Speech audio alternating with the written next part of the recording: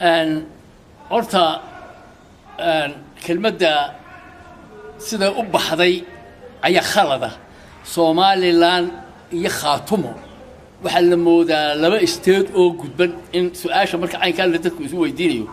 miidiyaha oo dhan la wada gashay waxa weeye Somaliland iyo Khaatumo horta Khaatumo waa Somaliland Khaatumo ma ha state kale reer koonfurna ma kilka shanaadna ma NFD-na ma Djibouti-na ma horta Khaatumo waxa weeyaan ama gobol ha ahaato أما قبائلها حتى وضعت في سومالان مبارا وضحت ليس أو قريب سومالان كم يضهم با قوتن سامي كل هذه الحكومة أو كقوتن أو دونيسة إن يكهشوا سامي ونعكسن أو ست كدي أو ضدك عيلان رعتاي وحاو هايست أو كلين هلانا وقوت لبوحين يوم بيل والبنا ويصمرت سومالان بيلك بالبلارة كوا أي صمرتي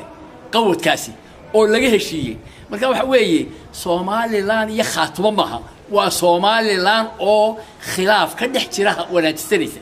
sidoo kale xildhibaan Dheeg ayaa waxa uu baaq u diray dawladda Somaliland ee wada hadallada kula jirta ururka Khaatumo waxaana uu ku baaqay in si nabada ay ku soo dhameeyaan heshiiskaasi uga furmay dalka Djibouti ee aynu jaarka nahay waxaana kamid ah hadalladii xildhibaan Dheeg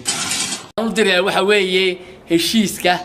إن آن وسومالان ترحان كون نقدنا آن لقول لماينين سومالان خلافية دي كسر عشري كده حبان شري سيدي لورد من شري والهلورد ما يعلها